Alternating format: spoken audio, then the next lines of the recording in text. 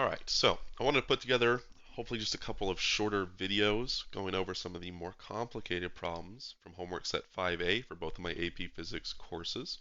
Now, this video in specific is for my AP Physics C kiddos. This is, I believe, number 6 or number 7, somewhere around there on Mastering Physics. And it deals with what we call a conical pendulum. Okay, so here we have a diagram, and again, you'll see this exact same thing in your homework. Here's a diagram of the scenario we're investigating. We have a ball or a bob of mass m. It's attached to a string of length L. And this ball is moving with a constant tangential speed v and a constant circular path such that the string makes an angle theta with the vertical here. Okay? And we're asked a couple of different things about this set of motion. What tangential speed v must the bob have, or the ball, so that it moves in a horizontal circle with the string always making an angle theta from the vertical? We're going to have to express our derived expression in terms of all or some of the variables m, l, theta, as well as the free fall acceleration g. Okay, so basically we're asked here, what is the speed have to be for this ball such that this set of motion doesn't change, right? We just have to basically set up and solve an expression for v given these constraints here. Okay, so let's think about how we can do this. Now, we understand that this is an example of uniform circular motion. We're moving in a constant speed and a constant radius. It is a little bit more complicated, yes, with this angled string here, but we've seen by now that all of our uniform circular motion stuff still has to deal with forces, right? The things that allow, or the thing that allows an object to move in a circular path at constant speed is a centripetal force. So let's think about the forces at play on this bob here. Now, the viewpoint they give us is kind of interesting. We're kind of like standing to the side and looking down on it. Let's just kind of draw a viewpoint for the bob, the thing that is exhibiting the uniform circular motion, in a more useful way. Let's think about just standing right behind the ball and watching it move in the circular path. So here I have my ball, my bob of mass m. And let's think about the forces acting on this ball of mass m. Well, again, standing behind it, directly behind it, we would see that there's a force of gravity mg straight down. And then we have that this is attached to a string, which would exert a force of tension on the ball directed along the string. Maybe I could draw it something like that. Right? So I have a force of tension pointing up like that. And we're also told that this force of tension, or the string itself, makes an angle theta here with the vertical. So I have something that looks like this. Okay. Now, the way I've drawn my diagram, my free body diagram, I guess, it has to where basically this ball over here is on the leftmost side of the circle, if you can kind of visualize that. So that would put the center of the circle right here. Okay, I'm representing the center of the circle here with this X. And so now what we have to identify, as we typically do, is we need to identify, all right, what is the centripetal force in this case? What is the force that's allowing this thing to move in a circular path? And remember, what centripetal means is it literally translates to center seeking, so pointing directly towards the center. And that's kind of the thing here with this part, is that at first glance you're going to want to say, because we've seen a lot of different problems, oh yeah, my force of tension, that's my centripetal force. But let's actually look at what direction this is pointing. Yes, it's kind of got the general direction of pointing towards the center of the circle, but it's also pointing up and away from it as well. We need to identify the force that is pointing directly towards the center of this circle.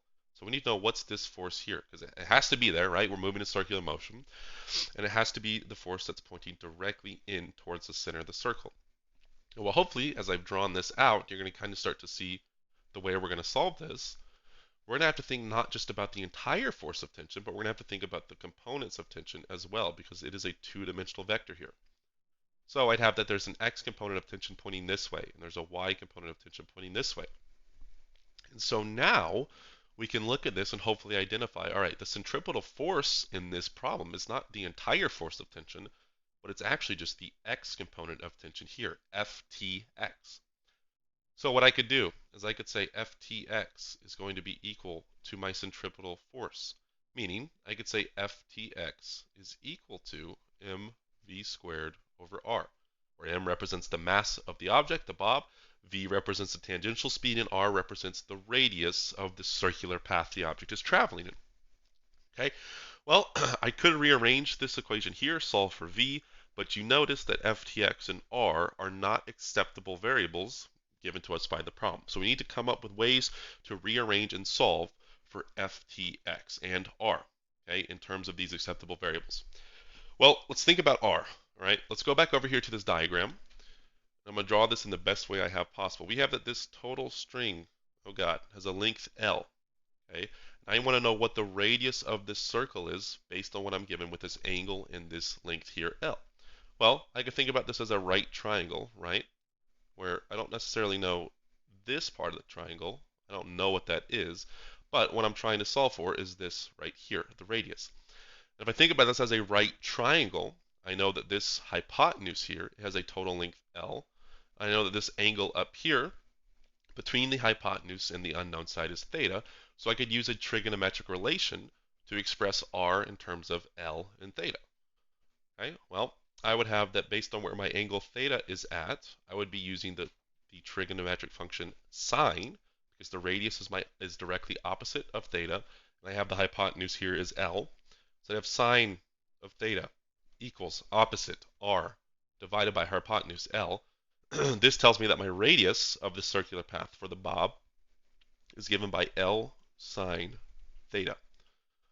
All right, cool. So we've kind of fixed one part here. Now we know the radius r of the circular path is given by L sine theta. We also need to somehow figure out what ftx is in terms of these acceptable variables.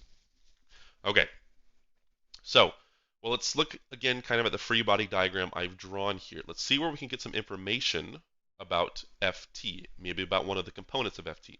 Well, Ftx is the only force or component of forces that I have acting in the x direction. So I could apply Newton's second law here to try and solve for this, but I wouldn't actually get anywhere because I don't have anything to compare it to. Now, if I look at Fty, the component of tension acting in the y direction, I do actually have another force acting in the y direction, the force of gravity.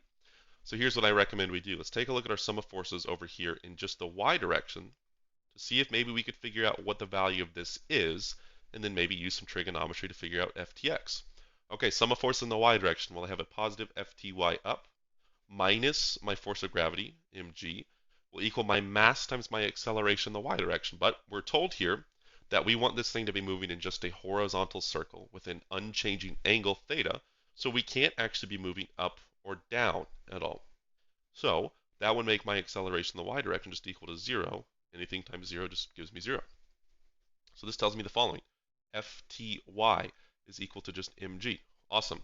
The y component of tension is balancing out the weight of the ball, keeping it level and moving in just a horizontal circle.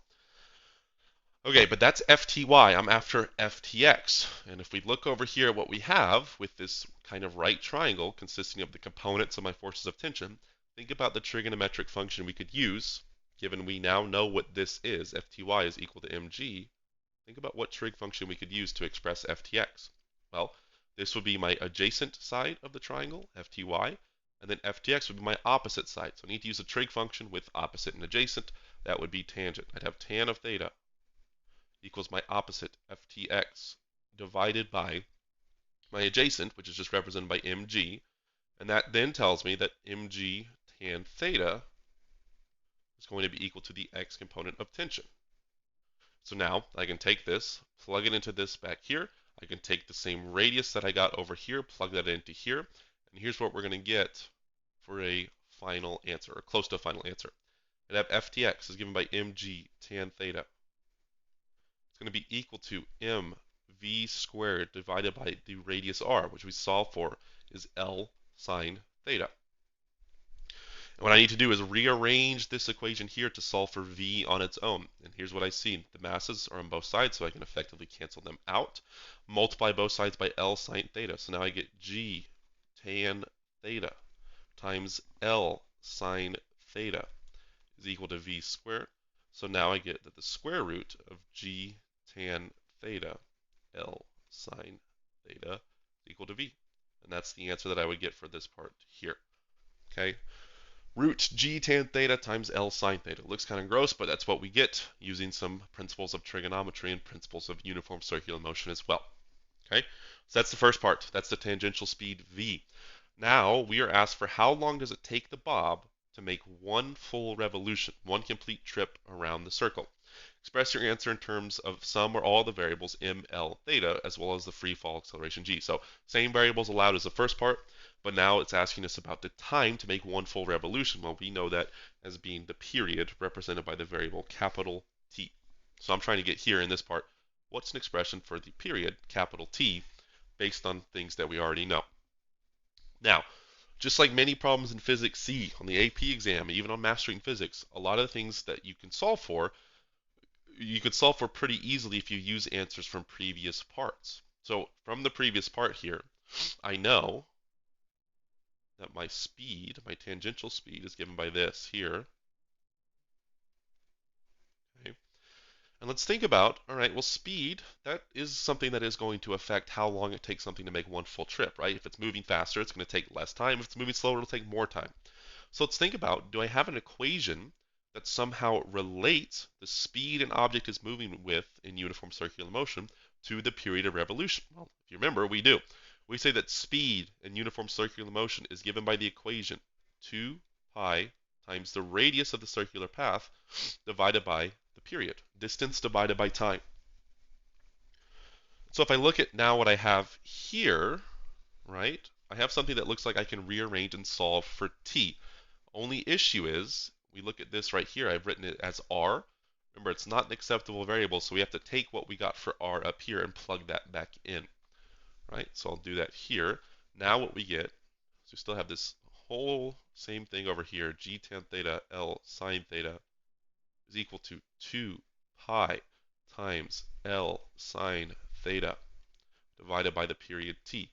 Now I want to solve for the period t, so I need to get it out of the denominator here by multiplying both sides by t. So now I get t times the root of g tan theta sine L sine theta, equals 2 pi L sine theta. And then I just simply divide both sides by this term here to get t by itself. I get the period of revolution is equal to 2 pi times L sine of theta divided by g times tan of theta L sine of theta. It looks gross, but it's going to be correct because it's, well, everything we did makes good sense. Okay, so if you need additional help with this problem, go ahead and send me an email or something, or ask me in class. We can talk more about this. But hopefully this was helpful in understanding what this problem is about and how we can apply concepts of uniform circular motion to solve.